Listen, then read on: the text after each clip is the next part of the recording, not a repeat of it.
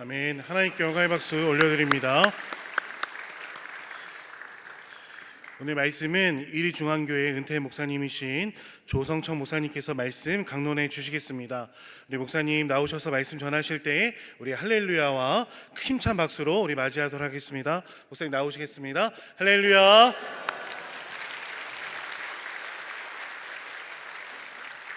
반갑습니다. 축구 선수에게 영광은 국가대표가 되는 거나 월드컵 무대에서 활약을 하는 것쯤 될 겁니다. 더 높은 자리에 오르기를 원하고 마지막에는 챔피언이 되는 거겠죠. 그게 영광, 면류관, 상급일 겁니다. 그렇다면 저와 여러분에게 상급은, 영광은 무엇일까요? 하나님 우리를 찾으십니다. 하나님 우리를 부르십니다. 하나님 우리에게 일을 맡기십니다. 찾으시기에 영접해야 되고, 부르시기에 응답해야 되고, 또 일을 맡기시기에 충성해야 합니다. 이게 우리의 책임이죠. 우리에게 책임이 주어졌다면 하나님은 결과를 평가하실 겁니다. 평가는 두 가지입니다. 하나는 착하고 충성된 종아, 또 하나는 악하고 게으른 종아. 상과 벌이 분명하게 갈립니다. 저는 여러분이 상 받는 자 되기를 소망합니다. 주님께 인정받고 칭찬받는 모두가 되기를 바랍니다. 여러분은 자라오시면서 무슨 상을 받으셨습니까? 그리고 누구로부터 무슨 상을 받고 싶습니까? 제가 이리중앙교회 목회할 때 익산시청에서 상 받으러 오라고 이야기를 했는데요, 상 받을 이유는 두 가지였습니다. 첫 번째는 매년마다 우리 청년들이 주관에서 교우들에게 저금통을 나눠주고, 저금통을 이제 거두면 수고하면은 그 돈으로 지역 독거노인들을 도왔습니다. 또 하나는 저희 교회 카페가 교회 바깥에 있어서, 사거리에 있어서 많은 사람들이 이용을 하게 됐어요. 그래서 그 수익금으로 또 지역의 중고등학생들을 많이 도왔습니다. 그래서 상 주겠다 그러더라고요. 제가 거절했습니다. 당연한 일이지 굳이 상 받을 일은 아닌 것 같다 하는 이유에서였습니다. 우리가 주님에게 상을 받는다면 상 받을 근거가 뭘까? 되게 세상적 개념은 성과입니다. 보상이죠. 내가 그만큼 했으니 그 결과로서의 보상을 받는다 하는 개념일 겁니다. 되게 사람들은 열매를 성과로 생각합니다만은 저는 그렇지 않다고 생각합니다. 바울은 오늘 우리에게 아주 놀라운 이야기를 들려줍니다. 저와 여러분이 주님께 상 받고 싶다면 깊이 새겨둬야 될 말씀입니다. 저는 우리 온양 3일교회 모든 성도들이 주님께 칭찬받고 상 받는 모든 성도가 되기를 축복합니다. 여러분, 아무리 열심히 해도 상이 없는 일이 있습니다. 바울은 오늘 말씀을 의무와 권리의 구도로 설명을 하고 있습니다. 의무는 마땅히 해야 할 일입니다. 바울의 논리는 아주 명확해요. 마땅히 해야 할 일에는 상이 없다는 겁니다. 오히려 의무를 이행하지 않으면 벌이 있습니다. 국민의 4대 의무가 있죠. 국방, 교육, 납세, 근로. 그런데 이 네 가지 의무를 다했다고 나라로부터 상 받지는 않습니다. 오히려 의무를 다하지 않으면 벌을 받습니다. 바울은 전도를 의무로 여겼습니다. 이렇게 말하죠. 내가 복음을 전할지라도 자랑할 것이 없음은 내가 부득불할 일임이라. 만일 복음을 전하지 아니하면 내게 화가 있을 것이미로다. 전도는 부득불해야 할 의무에 속하는 일이었습니다. 그러니까 전도에는 상이 없다고 생각했던 거예요. 오히려 화가 있는 거죠. 그래서 그는 상 받기 위해 전도한 게 아니라 벌 받지 않기 위해서 전도를 했습니다. 여러분, 병역 의무를 다했다고 상 주지 않습니다. 납세했다고 상 주지 않습니다. 하지 않으면 벌을 받습니다. 그러므로 의무 이행의 동기는 상이 아니라 벌에 있습니다. 이게 명료한 바울의 논리입니다. 구약 성경에 보면 파수꾼 이야기가 나오죠. 파수꾼, 막루에서 보초 서는 사람입니다. 파수꾼에게 마땅히 해야 할 일이 있습니다. 졸지 말고 지켜보아야 됩니다. 적이 오는 것을 보면은 성 안의 사람에게 나팔을 불어 알려야 합니다. 만일 파수꾼이 이 의무를 등한히 하면은 성 안에 있는 사람들이 적의 공격으로 몰살을 당할 수도 있습니다. 군대는 이런 말이 있어요. 작전에 실패한 지휘관은 용서받을 수 있지만 경계에 실패한 지휘관은 용서받을 수 없다. 그런 말이 있습니다. 우리 병사들이 밤에 잠을 자지 않고 1시간씩 교대로 근무를 쓰죠. 불침번을 씁니다. 그런데 보초를 서고 있는 군인이 근무질이 이탈하거나 졸거나 자면 어떻게 됩니까? 영창에 갑니다. 영창에. 여러분, 교회가 전도했다고 상을 줍니까? 3일 교회는 연말에 전도하면 상 줍니까? 모르겠네요. 답을 안 하시네요. 여러분, 전도는 되게 중요한 일입니다. 그런데 바울은 중요도로 인해서 상을 정하지 않고 오히려 의무에 속하는 일인가 권리에 속하는 일인가를 따져봐서 상을 줍니다. 그러니까 어찌 보면 연말에 교회는 전도했다고 상을 줄 일이 아니라 전도 안 한 사람에게 벌을 주는 게 맞습니다. 이게 바울의 논리예요. 왜? 마땅히 해야 할 일을 안 했기 때문에, 의무를 이행하지 않았기 때문에 벌을 줘야 된다는 논리입니다. 여러분, 의무는 항상 명령 형식으로 주어지게 되죠. 디모데후서 4장 1, 2절 말씀입니다. 하나님 앞과 살아있는 자와 죽은 자를 심판하실 그리스도 예수 앞에서 그의 나타나실 것과 그의 나라를 두고 엄히 명하노니 너는 말씀을 전파하라. 때를 얻든지 못 얻든지 항상 힘쓰라. 전도를 하지 않았다면 이는 명령 불복종에 해당되는 사항입니다. 명령에 죽고 살 그리스도의 군사에게 가장 큰 죄죠. 여러분, 상을 받기 전에 먼저 벌을 받지 마셔야 됩니다. 여러분, 우리 온양 3.1교회 성도님들은 벌 받지 않기를 바랍니다. 예, 칭찬을 받으셔야 되겠죠. 그렇게 하시려면 내게 주어진, 명령으로 주어진 의무가 무엇인가, 마땅히 부득불해야 할 일이 무엇인가를 살펴 그 의무를 이행하셔야만 합니다. 자, 그렇다면 무엇을 해야 상을 받을까? 바울은 의무를 넘어서야만 상이 있다고 생각했습니다. 그리고 상 받을 두 가지 근거를 제시합니다. 상 받을 첫 번째 근거는 오늘 말씀에 나오는 값없이입니다. 값없이. 그는 복음을 값없이 전했다고 하죠. 이런 복음의 가장 큰 무기는 무상성입니다. 무상이라는 말은 유상의 반대죠. 유상은 값을 치르고, 무상은 값을 치르지 않고 라는 말입니다. 마태복음 6장 1절 말씀, 사람에게 보이려고 그 앞에서 의를 행치 않도록 주의하라. 그렇지 않으면 하늘에 계신 너희 아버지께 상 얻지 못한다. 여러분, 의를 행하는 거, 행하지 않는 거 매우 중요합니다. 그런데 더 중요한 게 있습니다. 어떤 자세와 태도로 의를 행할 것인가는 매우 중요합니다. 의를 행했다는 것만 가지고 충분하지 않아요. 교회에도 의를 행한 것, 잘못된 태도로 의를 행하는 것으로 교회에 엄청난 분쟁을 일으킬 수도 있습니다. 행한 게 중요한 게 아니라 어떤 자세와 태도로 행했는가가 매우 중요해요. 여기에 중요한 조건이 무상성입니다. 무상성. 여러분, 중복해 상을 받을 수 없죠. 사람에게 상을 받았다면 하나님께 받을 상이 없습니다. 사람에게 영광을 받았다면 하나님께 받을 영광은 없습니다. 우리 나름대로 열심히 했는데 하나님께 상 받지 못한다면 어떻게 될까? 허망한 일이죠. 물론 하나님께서 우리에게 상 주실 의무가 있는 건 아니지만 자신의 사람들에게, 자신의 일꾼들에게 상 주시기를 기뻐하십니다. 여러분, 세상의 기본 구조는 주고받기예요. 주고받기. 이 무언의 규칙을 어기면 안 됩니다. 이 무언의 규칙은 철저하게 거래에 있어요. 인간관계는 거래입니다. 거래.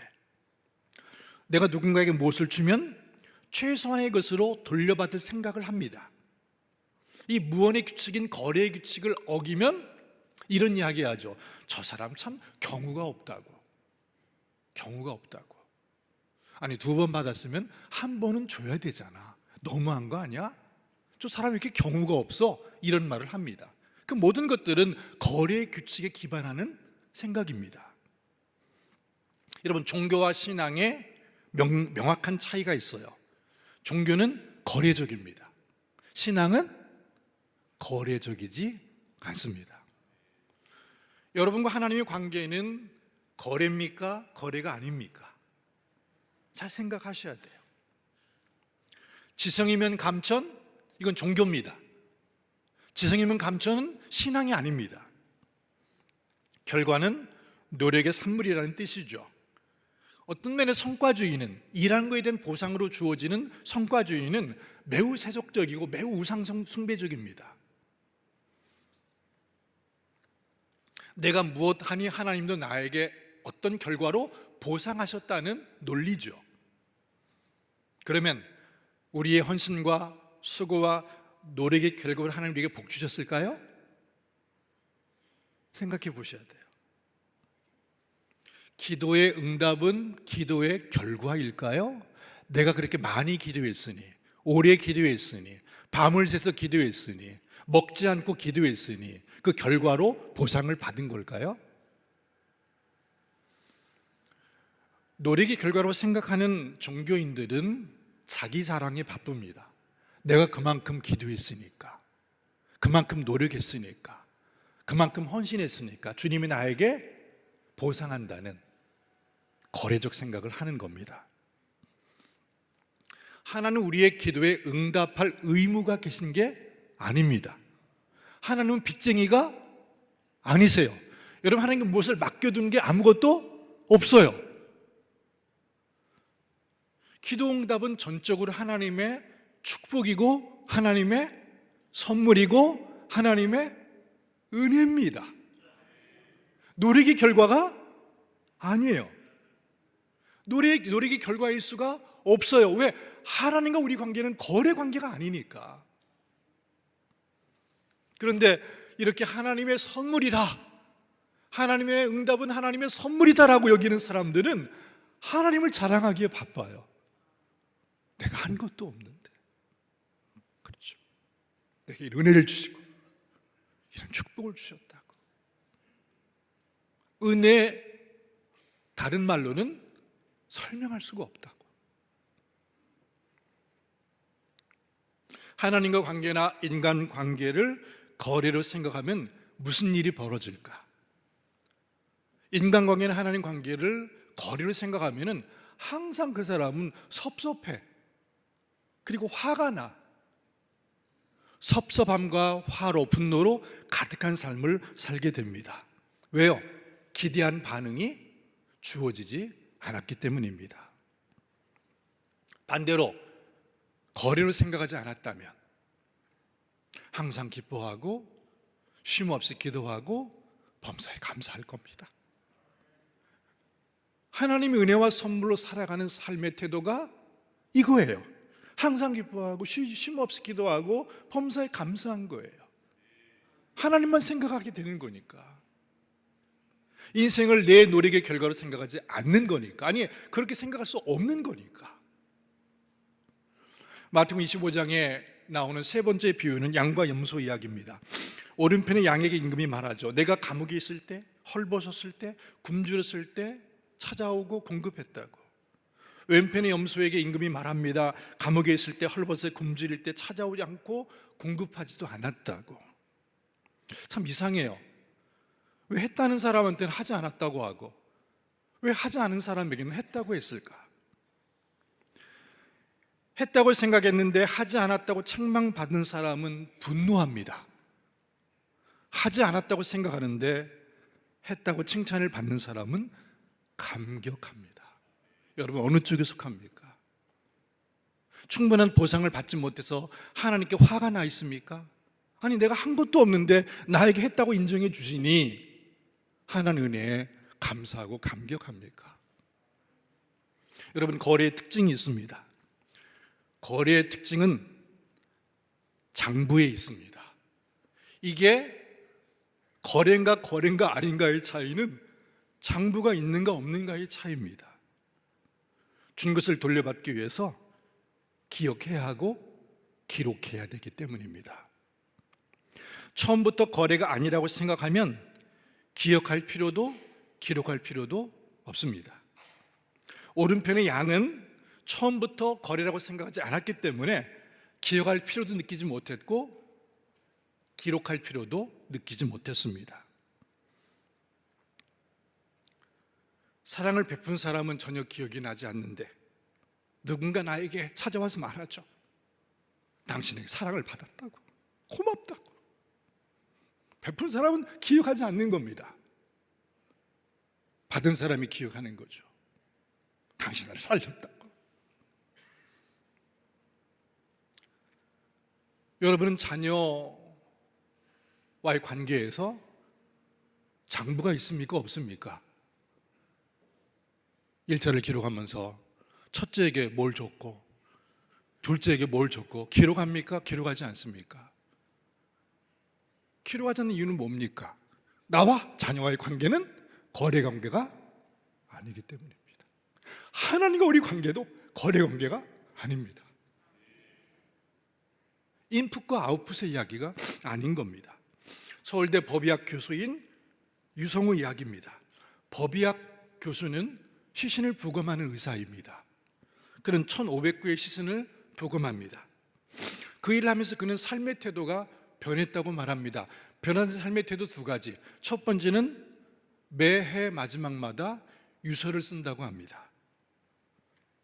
두 번째는 누군가에게 베풀고 전혀 그 반응을 기대하지 않기로 했답니다. 왜요? 반응을 기대하면 섭섭하고 화가 나니까. 그가 믿는 사람인지 아닌지는 모르겠지만 이 사람의 삶이야말로 매우 복음적이다는 생각을 했습니다. 저는 빌레몬서를 읽으면서 바울의 몸에는 예수의 피가 흐른다고 생각을 했습니다. 바울과 빌레몬은 스승과 제자의 관계입니다. 빌레몬에게 오네시모라는 종이 있었습니다. 그런데 그가 빌레몬의 돈을 훔쳐서 도망가죠. 그런데 그가 감옥에 갇히게 됩니다. 감옥에서 바울을 만나죠. 바울은 그에게 복음을 전했고 그를 양육했습니다. 그래서 바울의 신복으로 삼고자 했는데 그냥 삼아도 되는데 그는 절차를 매우 중요하게 여겼습니다. 그래서 편지를 빌레몬에게 써서 오네시모의 편에 보내게 됩니다. 그 짧은 편지에는 충격적인 얘기가 써 있습니다. 이런 내용입니다. 그는 오네시모죠. 그가 만약 내게 불의를 하였거나 내게 빚진 것이 있으면 그것을 내 앞으로 계산하라. 나 바울이 친필로 쓰노니 내가 갚으려니와. 내가 이외에 내 자신에게 내가 빚진 것은 내가 말하지 않겠다. 굳이 질 필요가 없는 오네시모의 빚을 바울이 감당하고 그에게 요구할 수 있는 빌레몬의 빚은 청구서를 내지 않는 겁니다. 여러분 이게 십자가입니다. 십자가. 남의 빚을 대신 갚아주고 자신이 요구할 수 있는 것은 더 이상 요구하지 않는, 이게 십자가 정신입니다. 그는 우리의 짐을 지시고 값없이 생명을 내어 주셨던 겁니다. 세상은 참 오만합니다. 세상은 항상 우리에게 이렇게 오만하게 말하죠. 얼마면 되겠니? 얼마면 되겠니? 모든 것들을 거래로 생각하고 얼마면 되겠니라고 말합니다. 그 오만한 세상을 향해 주님은 말씀하죠. 무료야, 무료. 그냥 값없이 자신을 내어주는, 값없이 우리의 모든 죄짐을 짊어지시는, 여러분, 이 무상성보다 강력한 폭탄은 없습니다. 사랑의 폭탄입니다. 그냥 무료야. 자식을 향해서도 그냥 무료야. 이웃을 향해서도 그냥 무료야. 값없이 베풀고 살아야 할 이유가 있습니다. 예수님 말씀이죠. 거저 받았으니 거저 줘라. 너도 값없이 받은 게 아니냐. 그러니 값없이 베풀라라고 말합니다. 당연히 그런 삶을 살아야 함에도 불구하고 주님은 그런 태도, 그런 삶의 태도에 대해 상을 약속합니다. 내가 상 줄게. 내가 상 줄게. 누군가의 갚지 않은 것을 주님이 대신 갚아주시겠다는 말입니다. 너무 섭섭해하실 필요가 없습니다. 주님이 갚아주시니까. 무상성을 실천하는, 복음 정신 무상성을 실천하는 사람에게 하나님이 복을 약속해 주셨습니다. 상 받기 위한 두 번째 조건이 있습니다. 두 번째 조건은 권리 포기입니다. 바울은 믿었어요.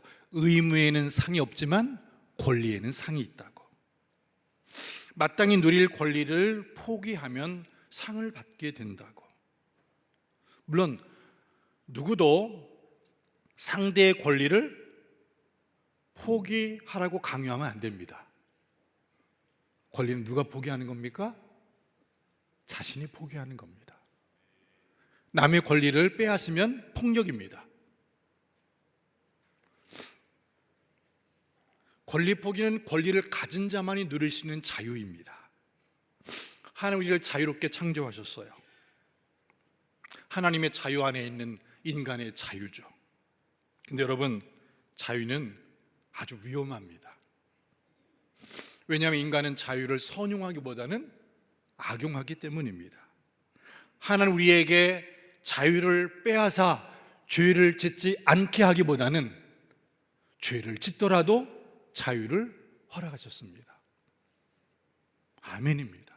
아멘. 여러분, 우리의 자유를, 선택의 자유를 빼앗으면 우리 죄를 지을 수도 없어요. 그런데 주님은 그걸 원치 않으셨습니다.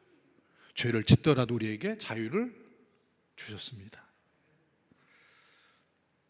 탕자 아버지는 둘째가 유산을 요구했을 때 얘가 왜 요구하고 이 유산을 받으면 무엇을 하게 되고 그 결과는 어떻게 될 것을 아셨을까요? 모르셨을까요?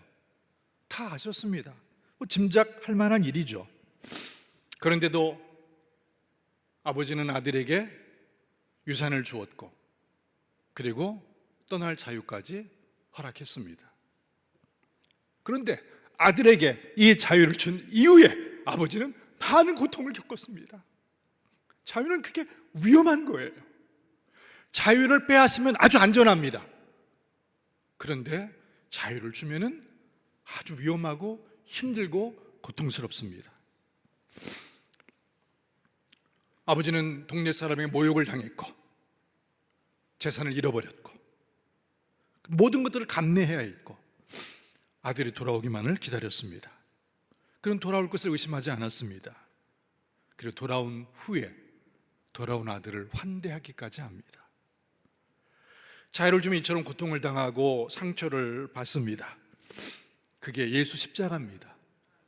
우리에게 자유를 주셨기 때문에 그가 받으신 아픔, 상처, 죽음입니다.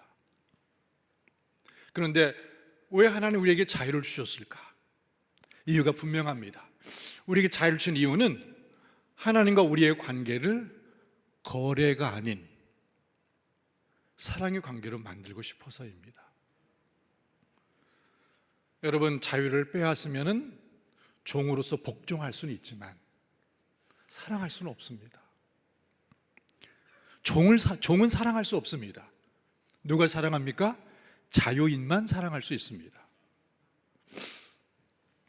부모는 자녀들의 자유를 빼앗으면서 사랑한다고 말하면 안 됩니다. 연인은 그 연인의 자유를 빼앗으면서 내가 너를 사랑한다고 말하면 안 됩니다. 자유가 없는 사랑은 사랑이 아닙니다. 그 자유는 나를 거절할 자유까지, 나를 배반할 자유까지 포함하는 겁니다. 아이의 자유를 빼앗으면 아동학대입니다. 연인의 자유를 빼앗으면 데이트 폭력입니다. 하나님은 그런 분이 아니십니다. 바울은 복음으로 말미암아 자신이 있는 권리를 다 쓰지 않았습니다. 의무는 명령이지만 권리는 자유입니다. 그에게는 권리와 자유가 있었죠. 국민의 5대 권리, 평등권, 자유권, 청구권, 참정권, 사회권입니다. 바울에게도 복음으로 인한 권리가 있었다고 말합니다. 자유가 있었다고 말합니다. 첫 번째는 먹고 마실 자유가, 먹고 마실 권리가 내게 없겠는가? 그럼 먹고 마실 자유가 있었습니다. 권리가 있었습니다. 우상의 제단에 바쳐진 이 음식을 먹을 건가 말 건가는 이방 교회의 이슈였습니다. 유대 교회는 그런 이슈가 없었는데 선교를 하다 보니까 이방 교회는 우상에 바쳐진 재물이 유통이 됐어요. 이걸 먹어야 될 것인지 말 것인가에 대한 문제가 새로운 문제로 대두되었던 겁니다. 이 상황 속에서 바울은 첫 번째 원리를 말하죠. 먹고 마실 권리가 모두에게 있다. 기도하고 먹으면 아무 상관이 없다라고 말합니다. 그런데 두 번째 원리를 이야기합니다. 만약에 이 자유를 내가 쓰므로, 권리를 쓰므로 연약한 사람이 상처를 받고 고통을 받는다면 어떻게 할 것인가에 대한 문제입니다. 두 번째 이야기를 하죠. 사랑의 원리를 이야기합니다. 자유를 누리다가 형제가 상처를 받는다면 나는 이 권리를 내려놓을 수 있습니다. 그 사람을 얻기 위해서. 두 번째, 이렇게 말하죠. 자매된 아내를 데리고 다닐 권리가 없겠는가? 결혼할 자유가 있는 거예요. 여러분, 결혼은 꼭 해야 되는 건 아니잖아요. 결혼할 건가 말 건가 내가 결정하는 거잖아요. 자유예요. 그런데 베드로도 결혼했지만 바울은 결혼할 권리를 포기했습니다. 세 번째는 일하지 않을 권리가 내게 없겠는가라고 말합니다. 바울은 전임 사역자였습니다. 파트타임이 아니었어요. 그런데도 불구하고 그는 직업을 가졌습니다. 텐트를 만드는 사람. 그래서 텐트를 만들어서 돈을 벌었고 그것으로 자기와 팀의 경비를 충당했습니다. 물론 한 번도 후원을 받지 않은 것은 아니지만 굉장히 많은 부분 자비량 사역을 감당했습니다. 그는 자신의 권리를 이렇게 주장합니다. 자기 비용으로 군복무한 사람이 없습니다. 포도를 심고 열매를 먹지 않는 사람이 없습니다. 양떼를 기르고 양떼의 젖을 먹지 않는 사람이 없습니다. 율법에도 곡식을 밟아 떠는 소에게 망을 씌우지 말라고 했습니다. 모두가 사용하는 당연한 권리죠. 성전 일하는 사람은 성전에서 나는 것을 먹으며 제단을 섬기는 이는 제단과 함께 나눕니다. 내가 굳이 이렇게 말하는 이유는 나에게 이렇게 대접해 달라는 게 아닙니다. 바울의 이야기입니다. 이렇게 굳이 제가 이야기하는 것은 저를 좀 대우해 달라, 대접해 달라는 말이 아닙니다. 의무에는 상이 없고 권리를 내려놓을 때 상이 있다는 사실을 믿었습니다. 자신이 내려놓은 권리에 대해서 보상을 요구하지도 않았습니다. 그는 믿었습니다. 권리를 내려놓을 때 주님이 상 주실 거라고 믿었습니다. 여러분, 타인의 권리를 빼앗으면 안 됩니다. 그런데 이 권리는 본인 자신이 내려놓아야 되는 겁니다. 이용규 선교사가 몇 권의 책을 썼는데요, 그가 쓴 첫 번째 책은 내려놓음입니다. 여러분도 읽으신 분이 계실 거예요. 그 내려놓음의 책의 부제가 아주 특별합니다. 내 인생의 가장 행복한 결심. 두 번째 책, 더 내려놓음, 내 인생의 소중한 은혜. 세 번째 책, 같이 걷기, 부제는 내 인생의 가장 친밀한 동행. 하버드 박사가 왜 이렇게 몽골에 가서 허접한 학교의 교수가 되었을까? 여러분, 내려놓는다는 게 권리 포기 아니겠습니까? 그런데 권리 포기는 매우 두려운 일임에도 불구하고 그가 계속해서 이렇게 말합니다. 행복한 결심이었다고, 소중한 은혜였다고, 친밀한 동행이었다고. 여러분, 권리를 빼앗기면 화가 납니다. 그런데 권리를 내려놓으면 행복합니다. 이 차이를 이해하셔야 돼요. 내 권리가 빼앗기면 화가 납니다. 잠을 자지 못할 거예요. 분노할 겁니다. 그런데 권리를 스스로 내려놓을 수 있다면 이보다 더 기쁘고 이보다 더 행복한 일은 없는 겁니다. 이 차이를 이해하셔야 됩니다. 제가 조그만 선교회의 대표를 맡았습니다. 제가 맡은 선교회는 한동대 출신 선교사들을 이렇게 섬기는 선교회입니다. 최근에 한동대 은퇴하신 교수님이 자기가 부모로 받은 12채가 있는 연립주택을 저희 선교회에 내놓으셨어요. 시가 60억. 자기 부모로 받은 거래요. 그러면서 기쁘게 내놨어요. 너희들이 알아서 쓰라고. 그 사람이 그것을 내놓았을 때 불행했을까요? 행복했을까요? 예? 만약에 60억 되는 부동산을 빼앗겼다면 뭐 화가 나고 분노하겠죠. 그가 그 60억 되는 부동산을 기쁘게 내놨어요. 선교하는 데 쓰라고. 행복할까요? 그 이상 행복은 없는 겁니다. 받는 것이 권리라면 받지 않는 것은 하나님 앞에 상이 되고 기쁨이 된다는 것이 바울의 명료한 논리였습니다. 왜 우리는 분노할까? 빼앗긴다고 생각하니 분노하죠. 내가 스스로 내려놓을 수 있다면 그보다 더한 기쁨과 행복은 없을 겁니다. 사람들은 가능하면 의무는 하지 않고 권리는 남김없이 챙기려고 합니다. 이게 세상의 지혜입니다. 지혜. 가능하면 의무는 하지 않고 권리는 남김없이 챙기는 사람. 근데 바울은 반대로 살았습니다. 누구보다 의무에 열심히 했고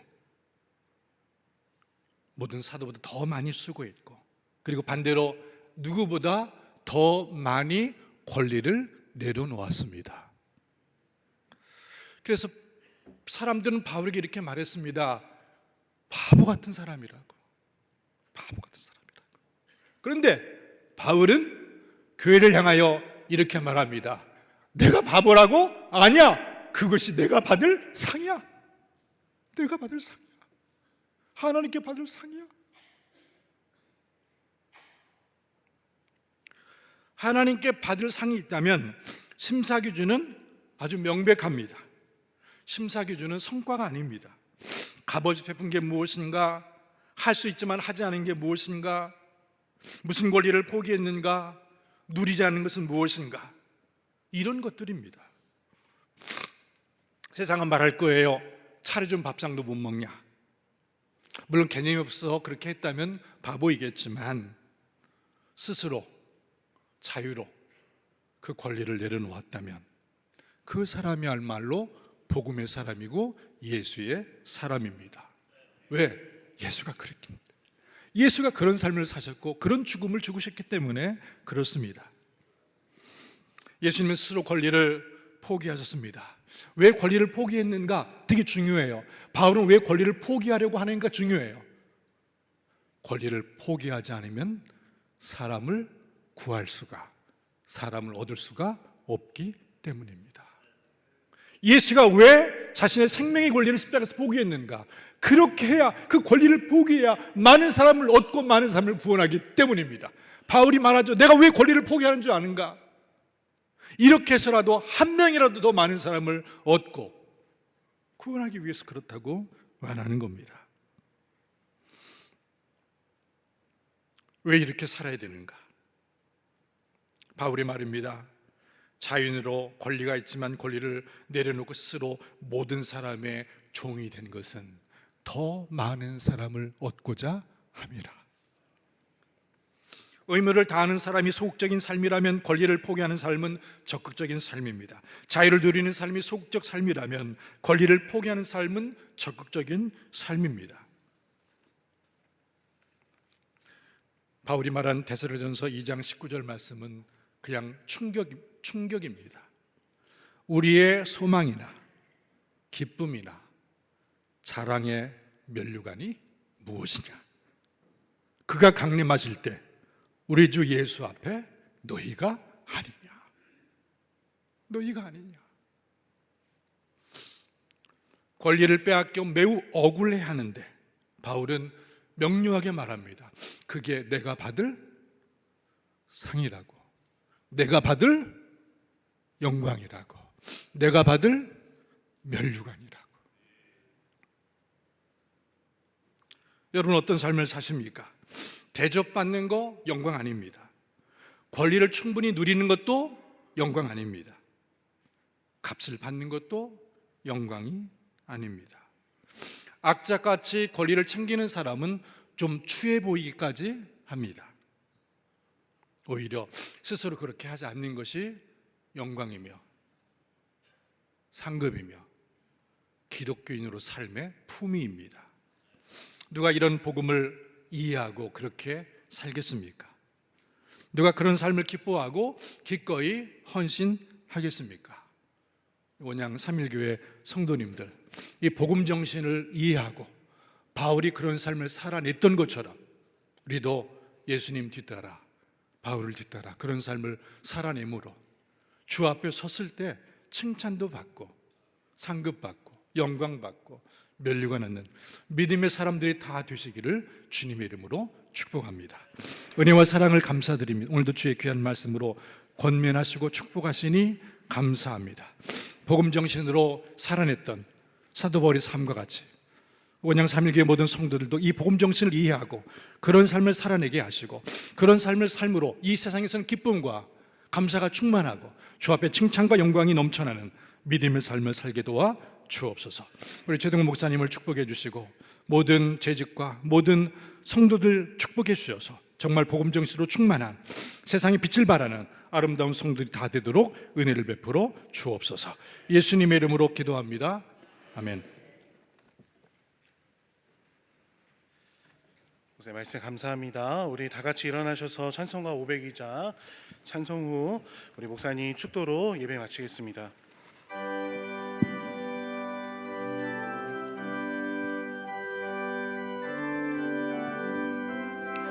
빛의 사자들이여 어서 가서 어둠을 물리치고 주의 진리 모르는 백성에게 복음의 빛 비춰라.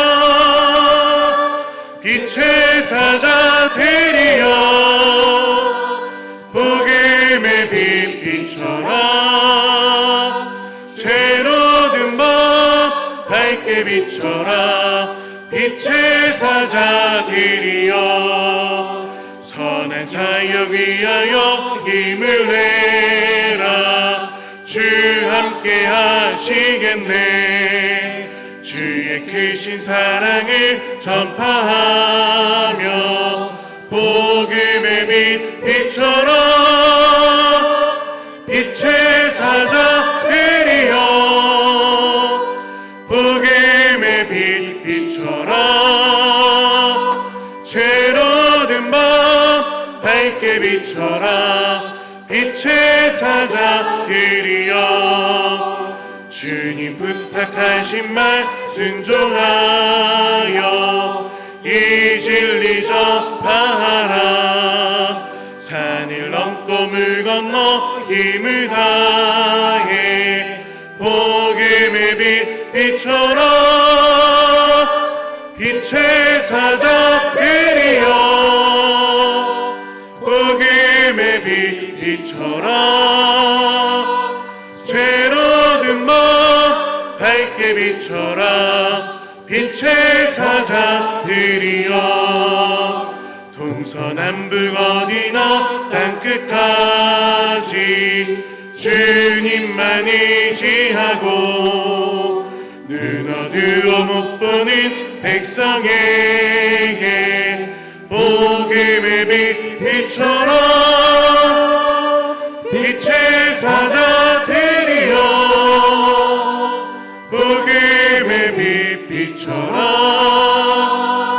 죄로든 밤 밝게 비춰라. 빛의 사자 되리여.